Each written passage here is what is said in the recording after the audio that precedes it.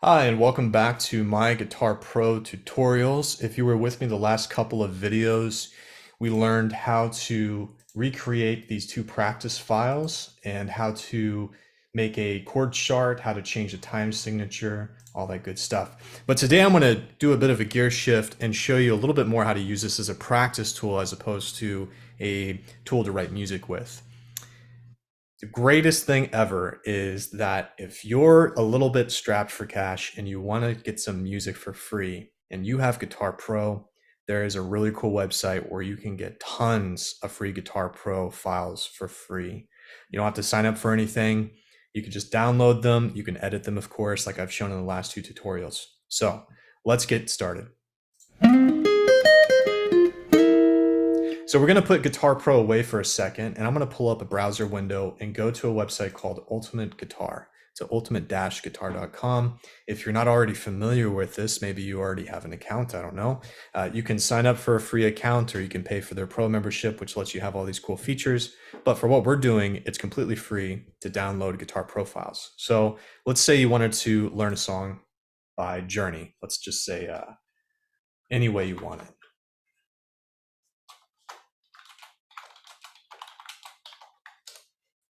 Now you're going to get a lot of results. If you're not familiar with this website already as a guitar player, you actually don't even need Guitar Pro to use it. You can just click on one of these files that says chords, or you can click on one of these files that says tab. And if you see off to the right, you've got all the different file types, and there's a couple of them here that are Guitar Pro. And again, if you're not familiar with this website, which one do you choose, right? So I always look at the rating system here. These are transcribed, meaning someone listened to them and said, I think these are the right notes. They're not the official sheet music or anything, but they both have 4.5 stars. This says 73 people ranked it, so that's probably more reliable. I'm going to click on that one.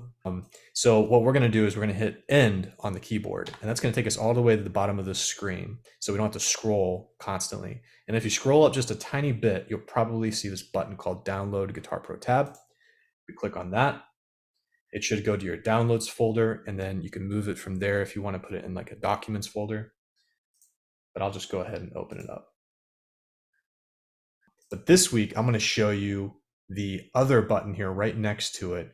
And what that does is it shows all the different tracks. And you can play with a lot of settings here, like the volume and pan and all that stuff. But what's neat is you can switch between them. So as a guitar player, we probably don't want to play the piano part, right? So I'm going to go to the lead guitar part, see what that looks like. And then we can click this little box in the top left again to get rid of it.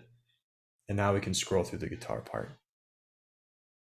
So now we've got a song that we want to learn, but what's next? Did you just play through this whole thing beginning to end? Well, now we're getting into practice routine, and I'm not here to teach you how to play guitar or necessarily practice, but if you're going to use Guitar Pro, my recommendation when you practice is to take small sections and loop them. So I'm going to show you how to do that next. If I wanted to, let's say, just work on this little 4-measure intro here, maybe I just want to work on this chord part, so maybe just these first 3 measures.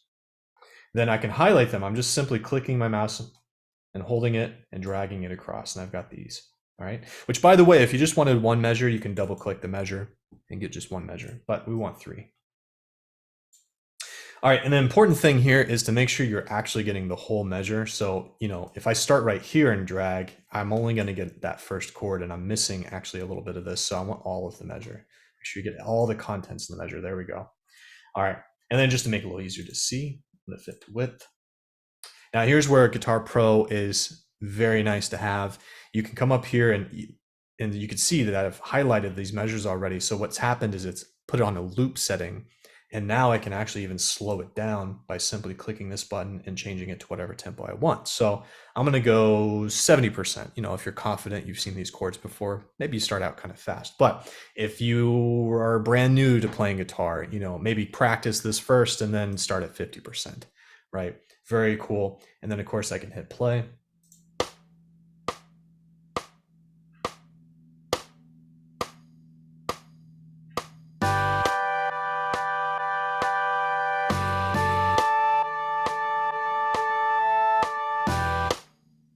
And that's going to loop that section over and over until I tell it to stop. Really cool feature. Now you might have noticed after I clicked play, it clicked.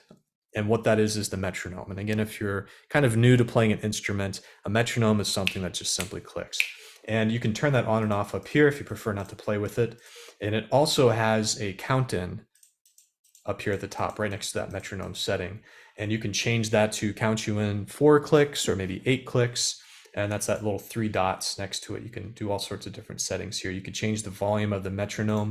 And this is all really nice to have when you're practicing. If you're new to using Guitar Pro, take a look at my other 2 videos of how to actually edit the tabs a little bit first. That'll give you some insight how to use the program. And then go on Ultimate Guitar, create a free account if you want, and go find one of these files and have fun. That's all I have for you today. Good luck.